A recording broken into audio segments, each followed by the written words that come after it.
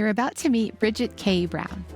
And I have to tell you, this entire conversation felt like one big, beautiful story unfolding in real time. Bridget comes from a theatrical background in directing, and she brings that lens into learning and development in the most powerful way. She doesn't just teach storytelling, she lives it. We talk about how stories create connection, they drive engagement, and they make learning actually stick. Because let's be honest, we don't remember bullet points, we remember moments. And what I loved most, she reminds us that storytelling isn't about being dramatic. It's about being intentional. So settle in, because this conversation doesn't just talk about storytelling, it shows you exactly how powerful it can be.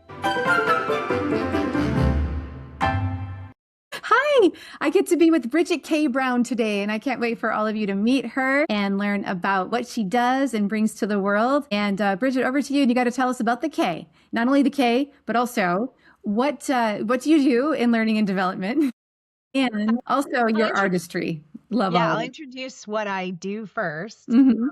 I have a little company called Story Matters, and my sweet spot within learning design is storytelling. So I use storytelling in all of both my facilitated and my e-learning work. And it's because my background is in theater.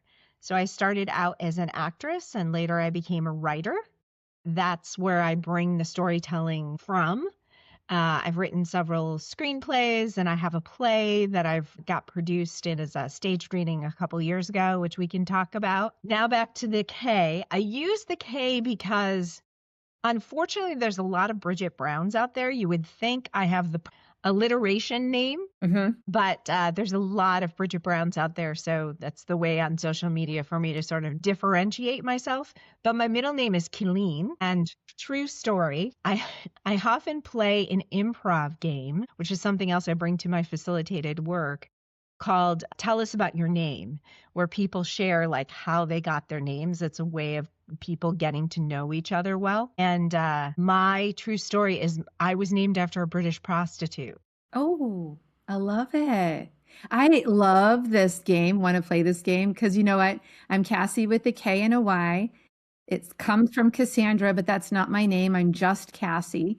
And I'm named after my dad's ex-girlfriend. Seriously. And recently, my mom reached out to this ex-girlfriend on Facebook and said, hey, hi, you might not remember us from the 60s, but we ended up getting married. And in the early 70s, we had a daughter and named her after you. And the lady responded, and she was like, that's nice. I do remember you guys. I'm like, my mom is like showing me this at Starbucks one day. And I'm like, Mom, what is this? That is an awesome story. There was a list of the names of this prostitution ring in the newspaper, and my mom was reading it and she liked the name. And so that's how I got it. Killeen, how do you spell it? Killeen, Killeen, just like the town in Texas, Killeen. Oh yeah, Killeen, Texas. Yeah, I'm familiar. Yeah. It's very pretty. And I feel like Killeen, she's also like a superhero, or maybe like an anti-hero, because she's lean, but she kills. So well, my mom was always so proud of the fact that she came up with this. And back in my acting days when I was living in New York, I worked for this attorney, and I told him this story, and he goes, Bridget, that's not true. I'm like, why do you think that's not true? And so then I performed a one-woman show, and my mom came down to the city to see it, and Ron was there that night. And we all went out to dinner, and I said, Mom, tell Ron how I got my middle name. And so she's like brightens up, and she's like, well, we were on vacation, blah, blah, blah, blah, blah, blah, blah, blah, blah. This is where storytelling comes in, right? And when I was 16. And, you know, I was born in early October. It was August. We'd known that we're going to name her Bridget. We didn't have a middle name. So after she tells the story, I turned around and I'm like, you believe me now? Yes. So we need whoever's listening in and is good at fact checking, let's find this article. Give us some more details at some point, Bridget, so we can start doing our research and find the actual article for you. So I never thought about doing that. That would be interesting. I know. Give us where was this article? What were the years approximately? And we'll go at it. I think it might have been the National Enquirer. So there you go. Oh, then for sure it's true. For sure. Yes, it's salacious all the way around. Oh my gosh, this is so fun. So you have a master's degree in directing. I do. Wow.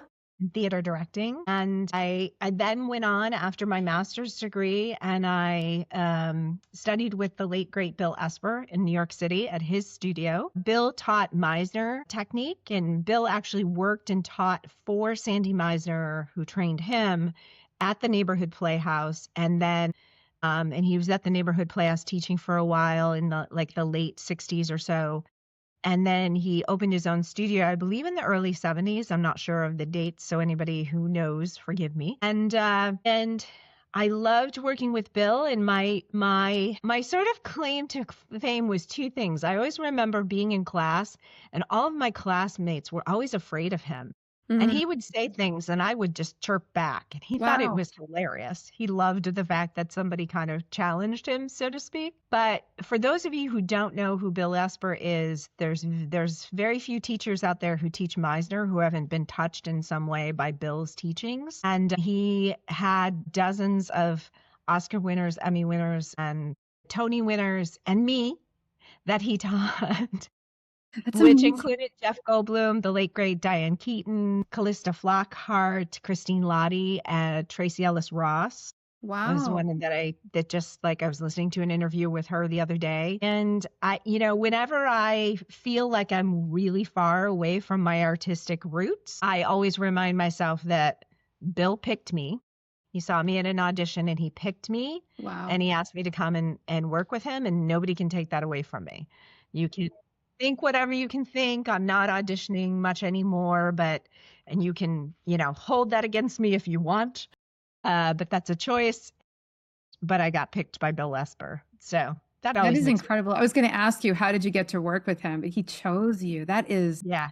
wow. Yeah, it was an audition. I think by that time I knew who he was. And it was an audition that happened in Chicago. Binghamton University, where I got my master's degree, they sent me on to something that's called an URTA audition. It's university something, and it's how people with degrees are seen by other schools around the country. It's like a centralized audition place.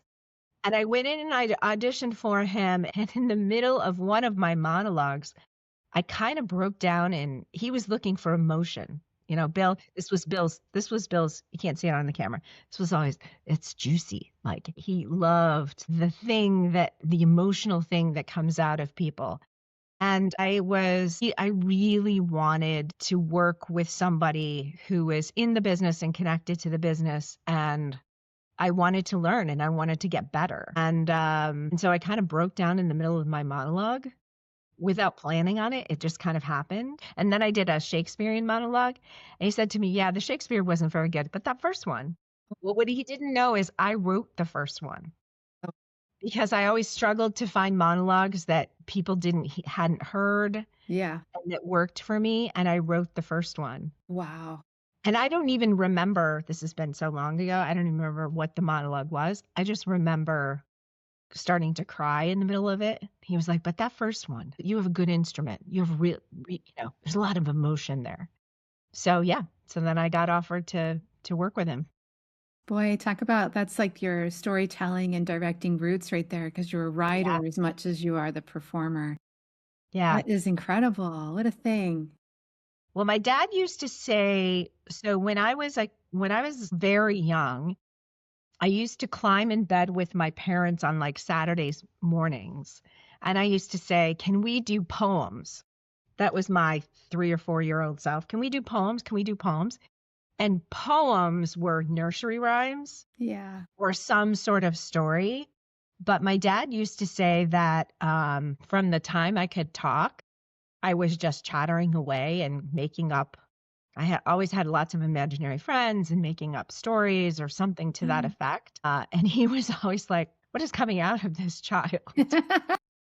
Probably as he drove me in the front seat without a seatbelt as he smoked a cigarette, Oh, yeah, same thing. That's how my dad had a Ford truck, a yellow one. Yeah. And whenever we would come up to the stop sign, his arm would go out and he would hold me back on the bucket My seat. mom would do that too. That's how we grew up, normal. Yeah. How are we still here? It's a miracle, Bridget. We are miracles. 70s and the 80s, your mother's arm. Right. We are miracles, you and me. Yes. And our generation. That's right. That's That's right. incredible. Wow, what neat stuff. Like you said, no one can ever take that from you. Yeah, it's true. I have to remind myself of that sometimes. Yeah. So Bill always joked that they'd have to like carry him in. He never stopped teaching, and he taught for a very, very long time. He passed away in, I believe, 2018. Yeah. I just had like an image of how they carry the Pope in when you did that. Yes. Like Yeah. He was very prepared to do that. it's amazing. I love that. A person dedicated to their work. And I remember when his wife, who now runs the studio, gave his eulogy, she said that one morning she was leaving to go to class, and he had a Lewy body dementia, so he couldn't really move by that point. But he started to cry, and he said, I want to be there with the students. And I was, this was his other movement. This was his other move when he would when you touched his heart with something you did in class. So yeah. Yeah. Because that's what we do as actors. The best definition that I ever got as to what acting is came from Bill, which is honest emotion in an imaginary circumstance. So years later, when I taught acting, I would teach teenagers who were serious about going into theater and film. But I'd often catch a few who had acted in their school plays and they were acting like they were just like big, and it was, I'm just up here pretending and speaking loud. And I just remember one student who, when I kind of called her out and tried to get her to, because it's about behavior, it's not about acting. Yeah. When I tried to get her to behave and do it in a different way, she thought I was crazy. I often wonder what happened to her if she actually went into theater and someone broke her of it and she thought, that's what Bridget was trying to say. She must Yeah. have thought that. You said Yeah. that he said honest emotion in an imaginary space. In an imaginary circumstance. Circumstance. Yeah. Honest emotion in an imaginary circumstance. So if I give you a circumstance where a scenario where you are waiting for your husband to come home and you just found out that he's been having an affair, that's your imaginary circumstance. Now it's about the emotion that you experience right in that circumstance. It's so interesting. I'm thinking about to bring this into the world of training. We're all teaching people skills in a moment, but they're not in that moment yet. And so how Right. much can we learn from just even that definition of how can we bring honest emotion, which will lead to honest and realistic thinking and doing, And that's what I love about using story in either learning design for e-learning or in facilitated design. And it really opens up in facilitation because oftentimes when we facilitate, as you well know, we're actually pulling out of them things they already know, but they may not quite be doing. Yes. And so setting up a scenario that is kind of based on what they've been experiencing or might be based on what they'll experience down the line and in the future, and having them think through it. Mm-hmm. That's actually the application of what Bill was talking about. It's Yes. honest behavior and honest emotion in an imaginary circumstance. Yeah, because we're not in that. I was in one of my very early jobs a bank teller.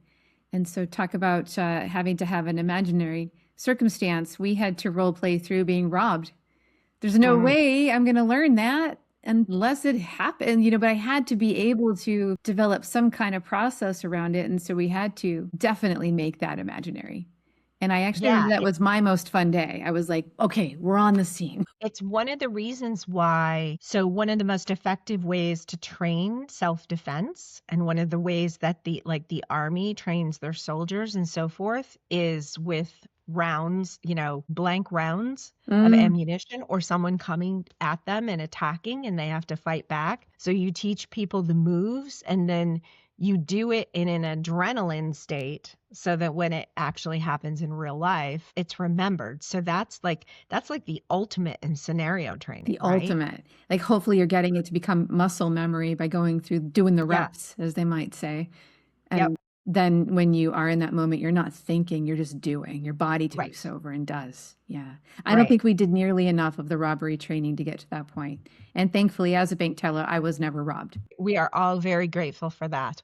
That was a fun day, though. I got to tell you, we all had fun being the robber, but And I take it these were in the days before the true crime yeah, well, it movement. was a million years ago, given how old Yeah. I am, but yeah, Yeah, for sure. exactly. Yeah, we weren't as obsessed with true crime. I think we were still living it back when I did that training. Now it's not that we live it so much as we think we live it because we listen to it all. That's right. We listened to it. Yeah, that's a whole podcast. I actually think it actually Yes. is many podcasts that mostly I listen to. So. There you go. Something else that I find super fascinating and interesting and can't wait to hear more about you is that you're currently writing a play, or you've written a play and you're working with a former Broadway director to bring it to full production. Let's talk about that. Tell me some more. Yeah, so the play is called The Secrets of Brown and White. Spoiler alert here. I'm going to tell you what the plot is. Well, what it is. You heard it first here, everybody. It is about my family. And it's based on the fact that after my mother died in 1997, I found out she had passed as white. I was wondering with the title Brown and White, I knew it was your name, but I'm like, wait a second. So she had passed as white, which is a whole bit of history in our lifetime, in our world here, isn't it? Oh my gosh. I remember you telling me a little bit about this when you and I first met, and it is absolutely fascinating. And so it gets a little bit more interesting in that she kept it a secret. She literally took it to her grave from her children, never told my siblings nor I, didn't tell many of her friends. There were a few friends who knew. And so here's my mom, she was actually mixed race, but according to the sort of rules of racism is that if you are one drop, you are considered Black. This was especially true back, up and through the Civil War, through antebellum and so forth. And she always, like, if you were to go back and look at pictures of our family, she was always like a tone much closer to a Kamala Harris or a Meghan Markle versus like you or I. So, but she met my dad at the University of Kansas, the whitest man like ever.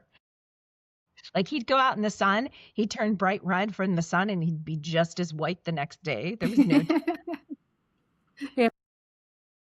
And so she married my dad, and his last name was Brown.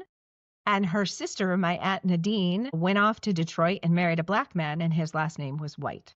Wow. So is that the title? Is the combination of the things happening in the family and then what brown and white means? How did you come to find out, or do I need to watch the play to find this out? So the play doesn't follow how I found out. Okay. I That's an actually okay found question out. then. Yeah. So the play happens kind of in real time with the main character who's based on me finding this out. But how I found out was I had never met my aunt. My siblings and I had only met our aunt 3 or 4 times in our lives, and we'd never met our cousin, and we never met our uncle. This is the family that was from Detroit or in Detroit, the White family. Yeah, no, the Brown family who is white. Yes, the White family. The last name White is what I meant. Yes. Yeah. It gets confusing, it right? Does. Yeah. And I always think of it as like a cosmic joke, like of how racism isn't a thing because I can name you anything. You know what I mean? Name you anything. And so I never understood. And when we would ask my mom questions like, why haven't we met? Whatever, she would just kind of get flustered and change the subject. My aunt came to the funeral and I was in charge of updating her on my mom's health as my mom's health was deteriorating. She died of heart disease. Don't smoke, people. It's awful. And at that point, I said to the guy that I was dating, so my uncle answered the phone at one point. This was back in the landline days. And my uncle answered the phone. And I said to my boyfriend, I think I know what it is. My uncle is Black. My aunt married a Black man. What is the problem here? But that wasn't the whole secret. Yeah. So, yeah. So I found out after my mother died, it turned out that my cousin Stacy White, she lived in an hour away from my mother. This was what was so ridiculous about it. She lived in Syracuse, New York, and my mother was down in Binghamton. They're 1 hour away. And Stacy moved into a new house at that time, and I went up to visit. And I walked in, and my uncle, who was this very large, very robust, come here, give me a hug. I don't care that I've never met you. You're my niece. That type of guy. Yeah. He just spilled the whole story. Wow. He just spilled the whole story out. And I'm trying to keep up. And I'm like, What? And this is your whole life? Your mother had passed at this point already? she had passed away. Yeah, Okay. she had been gone for about a month or so when this happened. My goodness gracious. Yeah. That's So incredible. I pretty much knew the way that my head, because I literally think in plots, and the way that my head worked is I knew at that time that it was a play, but it took me a very long time to write it, Kassy, because for a number of different reasons, one being, I had to get clear of it. I had to get over the grief. I was angry at her Of for course. keeping the secret. I was angry at her for thinking that she couldn't somehow trust her own children.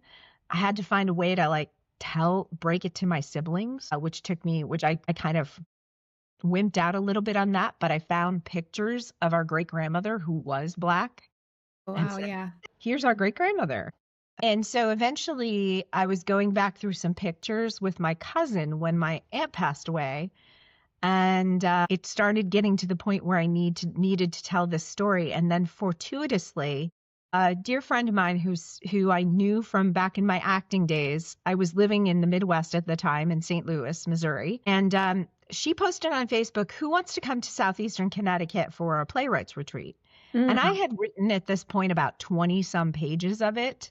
And I said to her, I'll come, because I thought to myself, if you don't go and do this, like if you don't take concerted time off to travel and go and be with other playwrights, you're never going to do this. Yeah. So I did it. And the very first night we were sitting around the table and we were asked, what is your play about? What are you writing this week? And I told the story and everybody went. And I thought, okay, I guess this is a good story. Yeah. Yeah. And it kind of went on from there. And then I had to also untangle my own white bias. Yeah. Because the thing that my mother gave me was white privilege.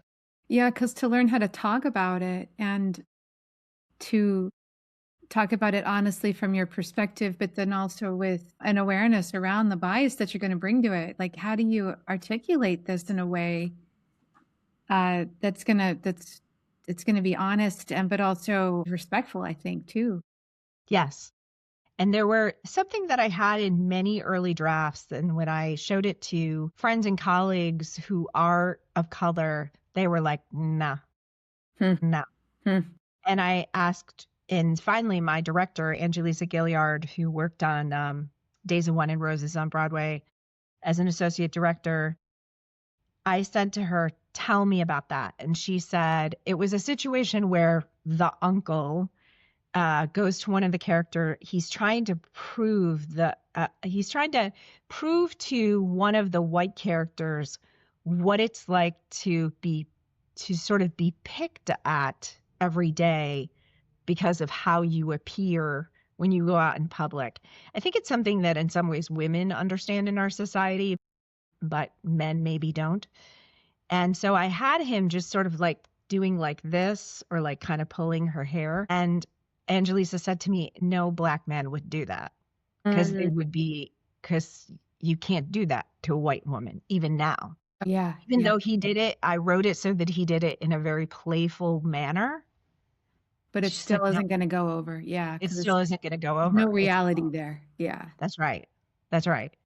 So I took that part out and I kept a lot of the dialogue for her to understand it, but I got rid of the action. And so we did a professional stage reading with equity actors back in the summer of 2004. Can't believe it's been that long. We had over the course of 2 days, we had close to 140 people attend, which was, I don't know, 140 people. But we had a lot of my friends brought friends, and then we actually had some people who just came the next day out of word of mouth. We had a couple people who picked up the phone and said, "You got to go see this thing." Wow. We got standing ovations. We had people were all crying at the end. They were laughing like crazy. One of the nicest compliments I got was the local civil rights organization in Clinton, Connecticut, where we did it.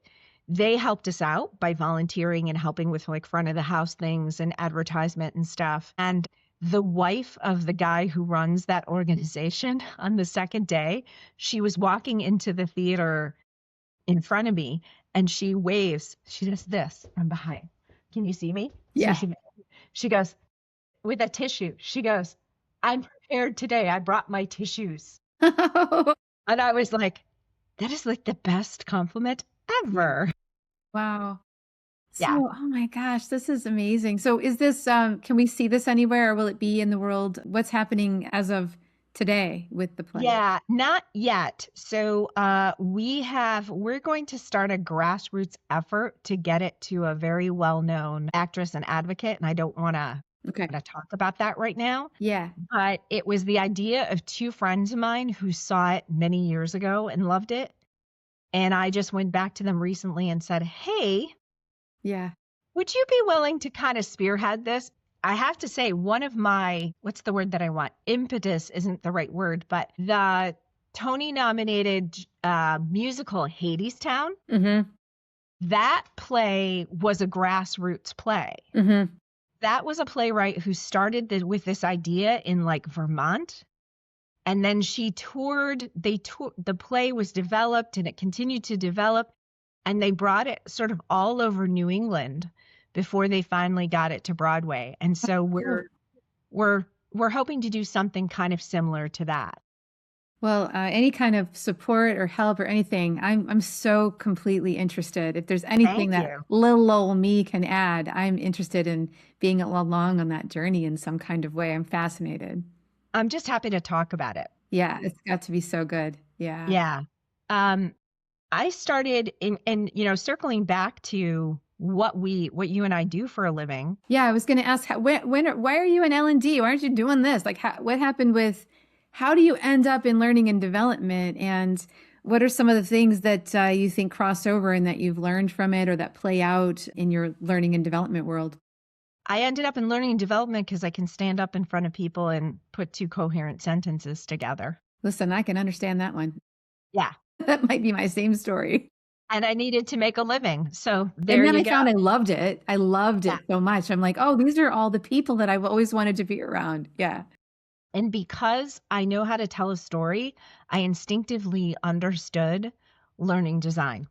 Now, there's all these other things out there that we could talk about within learning design, but I instinctively understood the concept of scaffolding, right? The concepts of ADDIE in a lot of ways, because you have to start at a place. You can't start necessarily at the end. And maybe sometimes you want to start at the end, but if you're going to start at the end, you better go back to the beginning and tell me how you got there. Right. And so I think every single training you do, and for those of you who are out there who, let's say, are e-learning developers, and you're putting a compliance training together and you're like, this is not a really fun training, but it gets the point across, you are actually telling a story.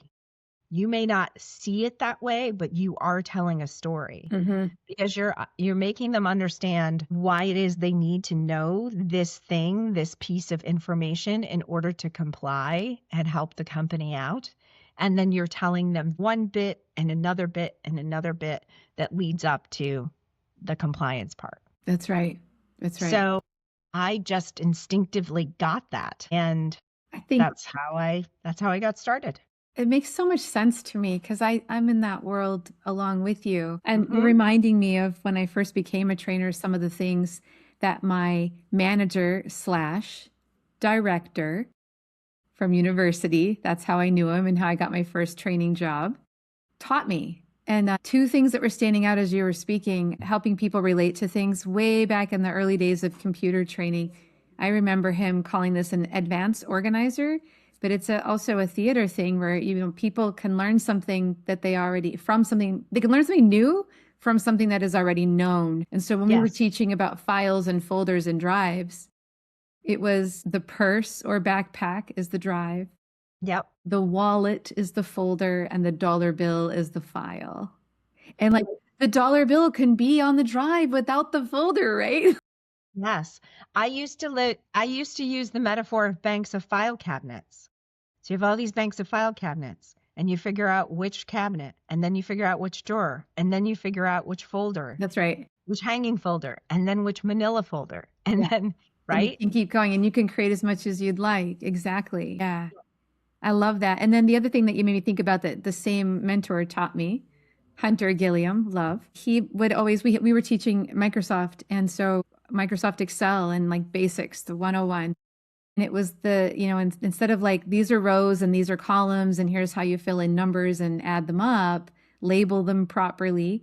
He's like, he would start it, and I copied him forever because it was just so great. He's like, all right, as soon as this class is done, you're turning in this spreadsheet to your boss. We're going to prove why you need to go on vacation as soon as we're done. So let's get everything in order on what we need to go on vacation so we can make the argument. He's like, what do we need to go on vacation? He's like, let's put this in rows and columns. And like the whole story, the whole day was us being able to create this proof Awesome. that we're going to go on vacation. And it was so fun because we were like, do you need that? And we got into the nice to haves and the need to haves. And we made columns for those things. And we were doing formulas for like, okay, I guess I can have a little less budget on this because I really want this. It was great. It was great. And it was all the story of, I want to go on vacation. Yeah, that's a great way to construct it.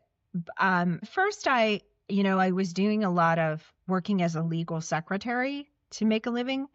And then when I was always able to figure out technology pretty easily, and other people couldn't sometimes. And so because I could explain it, that's part of how my training came about. Sounds like it was similar for you. But because I also had this background, having done a ton of legal secretary temp work as I was trying to make it as an actress in New York City, I then got hired by a training company, and I eventually became a consultant. And that's when I went, I can give opinions and use my storytelling to like put out scenarios and say, if I like, because I would sometimes advise on products that they might want to purchase. And I would say, well, this product, here's this, Here's the story. Here's the story of this product, and here's the story, and this is what this can do for you, and this is what this can do for you, and so on and so forth. I love that. It also helped me, that experience also helped me to work with SMEs. Mm-hmm. Because in order to know which products to potentially recommend to them, I had to listen to what their needs were, like what their problems were. What was the problem they're trying to solve? Sound Right. familiar? Yeah. It's all a narrative. I remember when I first started working at WebEx, we had all kinds of different products at WebEx. It wasn't just WebEx meetings. It was sales center, training center, event center, support center. And so it's all based on the same tech, but you had varying features doing the same thing. But it all became about the story. Well, do I have the IT people here today? Do I have the salespeople? Do I have the trainers? And I always joke, I was like, the trainers, I'd be like, give me a hug. We're gonna be okay. And then we would learn the thing. For the salespeople, I'm like, I know, only 5 minutes. You don't want to give away your secrets. You got to go. Let me give you the basics so you can go make the deal. And then for the IT people, I'd be like, y'all know it better than I do. What questions do you have?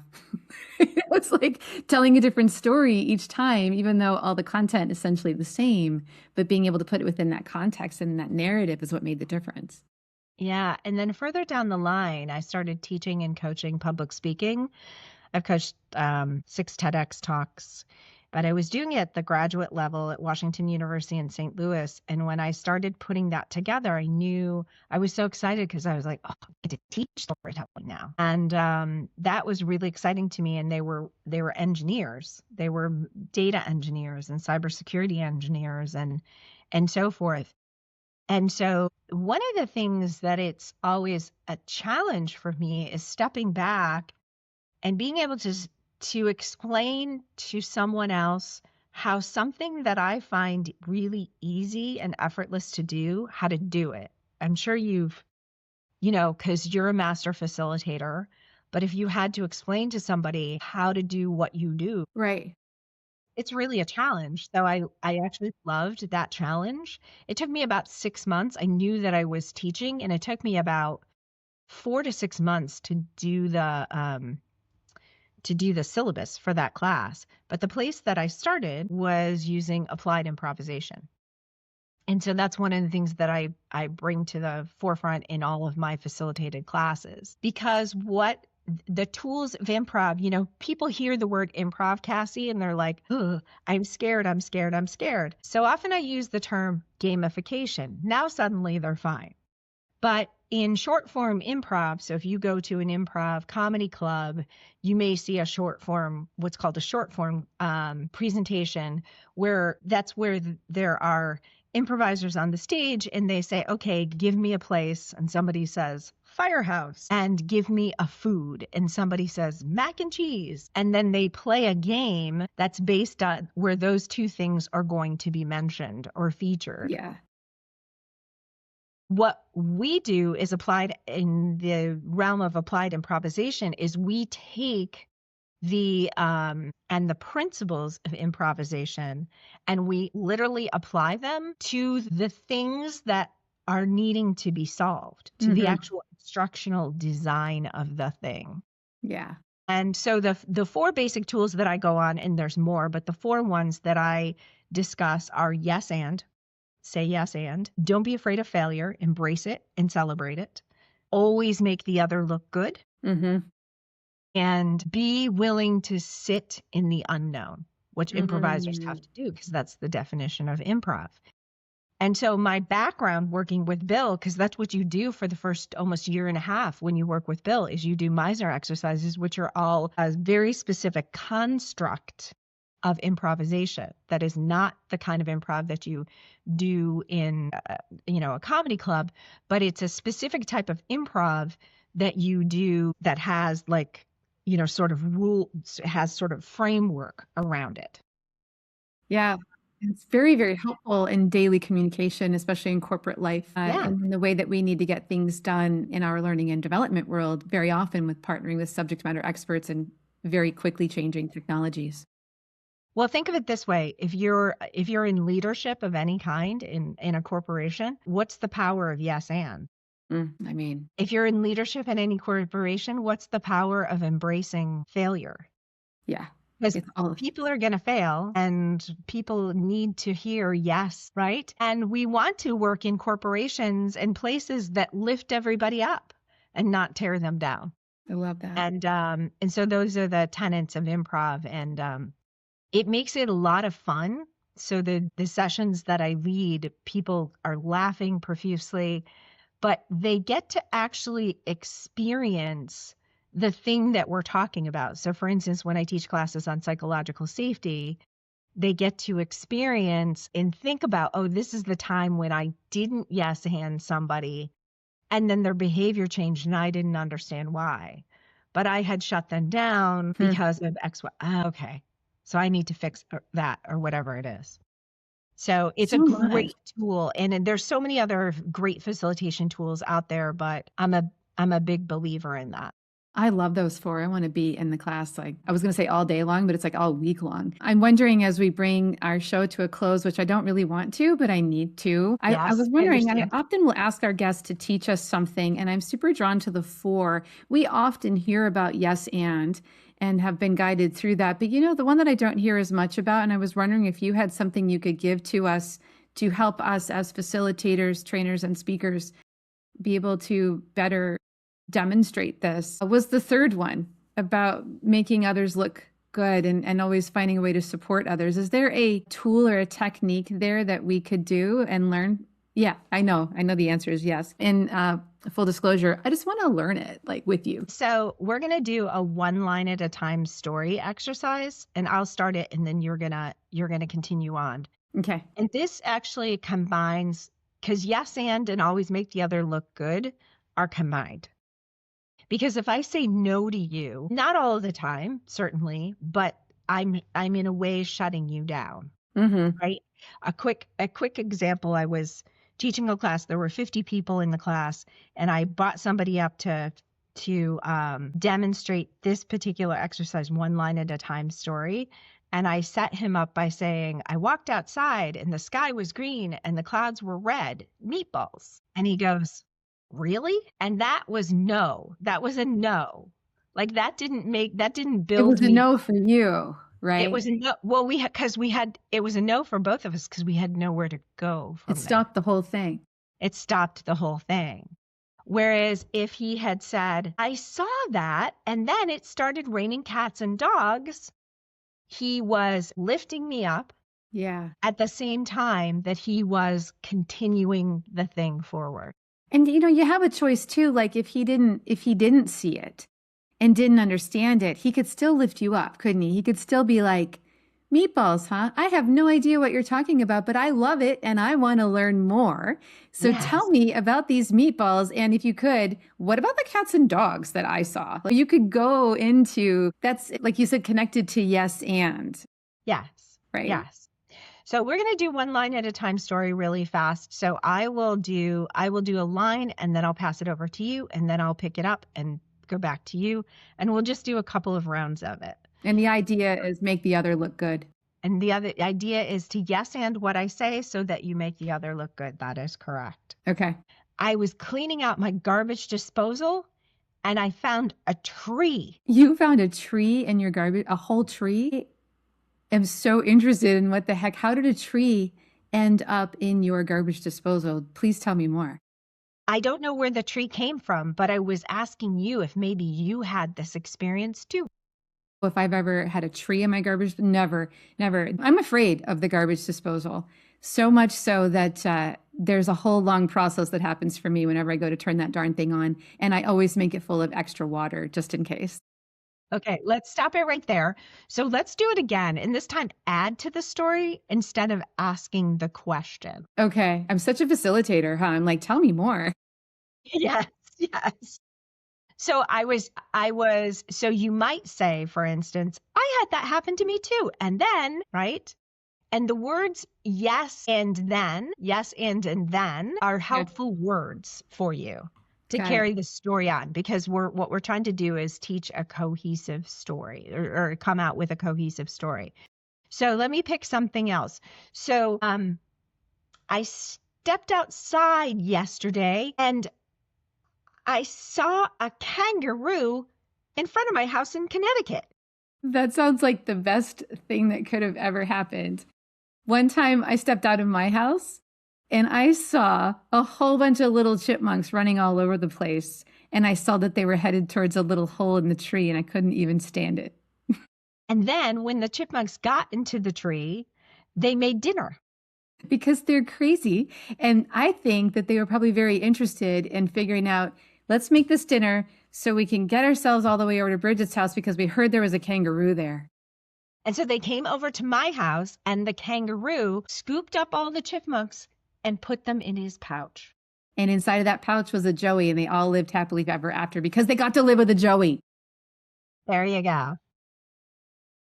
So when I said there was a kangaroo and you went with the chipmunks, that was actually a little bit of a break, but we were able to pull it back because I yes-anded what you said about the chipmunks and I went into the tree with the chipmunks, so to speak, to carry that part of the story forward. Does that make sense? Like in your mind, like when you mentioned that the kangaroo was out there, what would be like a smoother way to respond to that with the yes and?